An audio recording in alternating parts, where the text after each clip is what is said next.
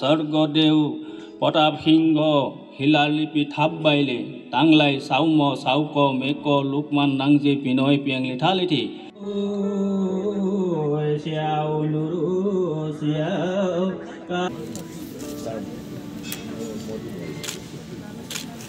ব্যক্তিগতভাৱে মোৰ জীৱনৰ বাবে বা উপায়ুক্ত জীৱনৰ বাবেও বা আমাৰ অসমীয়া ইতিহাসৰ ছাত্ৰ ছাত্ৰী বা অসমীয়া সমাজ জীৱনৰ বাবে এটা গুৰুত্বপূৰ্ণ দিন কিয়নো 407 বছৰ ধৰি প্ৰায় অনাদৃত বুলি ক'ব লাগিব আহোমৰ তথা অসমীয়াৰ সূৰ্য বীৰ্য প্ৰজ্ঞা বুকুত কঢ়িয়াই লৈ ফুৰা দুটা শিলাখণ্ড ঐতিহ্যমণ্ডিত এই কলীয়া ভোমোৰাগুৰি অঞ্চলৰ পাহাৰত অনাদৃত হৈ পৰি আছিল বিদ্যায়তনিকভাৱে আমাৰ অগ্ৰজনে বহু কষ্ট কৰিছিল যদিও বিভিন্নজনৰ কষ্ট আছিল যদিও তাৰ পিছত কিন্তু তেওঁ এইটো ৰাইজৰ মাজলৈ আগবঢ়াই দিয়াত কিছু আমি অসমৰ্থ আছিলোঁ কিন্তু আমাৰ জিলা আয়ুক্তই সিদিনা আমাক যেতিয়া প্ৰস্তাৱ আগবঢ়ালে আহক আমি চাওঁগৈ আৰু তৎক্ষণাত আমি সিদ্ধান্ত ল'লোঁ যে এই শিলাখণ্ড দুটাক সংৰক্ষণ কৰাৰ সমান্তৰালভাৱে ৰাইজক উদ্দেশ্যি আমি যাতে ইয়াত প্ৰতিষ্ঠা কৰিব পাৰোঁ তাৰ বাবে একেবাৰে হাবিৰ মাজত থকা এটা শিল কঢ়িয়াই আনি আমাৰ ইয়াত স্থাপন কৰা হৈছে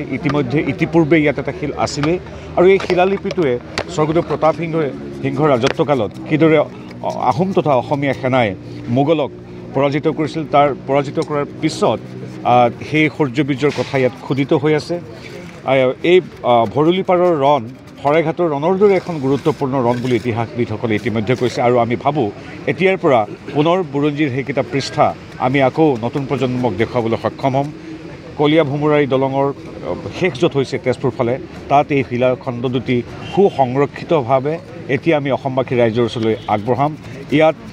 যিকোনো ব্যক্তি আহি শিলাখণ্ড চোৱাৰ লগতে ইয়াত থিয় হৈ আহোম তথা অসমীয়াৰ সেই বীৰ সেনাসকলৰ সেই স্বৰ্গদেউ বা দা ডাঙৰীয়াসকলক শ্ৰদ্ধা জনাব পাৰিব আৰু ইয়াত অতি স্বাভিমানৰ সৈতে এই শিলাখণ্ড দুটাই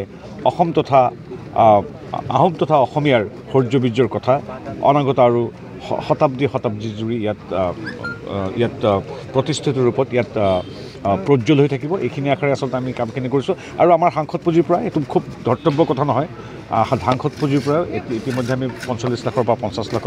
টকা প্ৰাৰম্ভিকভাৱে দিয়াৰ কথা ঘোষণা কৰিছোঁ যোগদান কৰাৰ পাছতে সতীশ ভট্টাচাৰ্য ছাৰে মোৰ তালিপি কৈছিলে আৰু তেখেতে ভোমোৰাগুৰি শিলালিপিৰ কথা কৈছিলে তাৰ পাছত ময়ো তেখেতে মোক কিতাপ এখনো দিছিলে তেখেতৰ আৰু তেতিয়া মই অকণমান ভোমোৰাগুৰি শিলালিপিৰ কথা অধ্যয়ন কৰিব সুবিধা পাইছিলোঁ আৰু তাৰ পাছত মই গম পালোঁ যে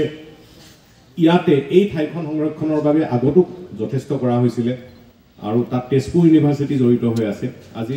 আমাৰ লগত ইয়াত ডক্টৰ মৃন্ময় শৰ্মা আছিলে তেখেত বোধহয় আৰু ব্যক্তিগত ব্যস্ততাত হয়তো বৰ্তমান নাই গ'লগৈ কিন্তু তেখেত আছিলে তেখেত আৰু টুৰিজিম ডিপাৰ্টমেণ্টৰ ছাত্ৰ ছাত্ৰীসকলো ইয়াতে ইনভলভ হৈ আছে এই আটাইখিনি যিসকলে ইয়াত ইমান দিনে নিজকে জড়িত কৰিছিল আমি সকলোকে শ্ৰদ্ধাৰে কৰিছোঁ সম্পৰ্কত যি আমাৰ শিলালিপি সম্পৰ্কত যিখিনি ব্যাখ্যা দিছে আমাৰ গৌৰৱোজ্জ্বল ইতিহাস আছে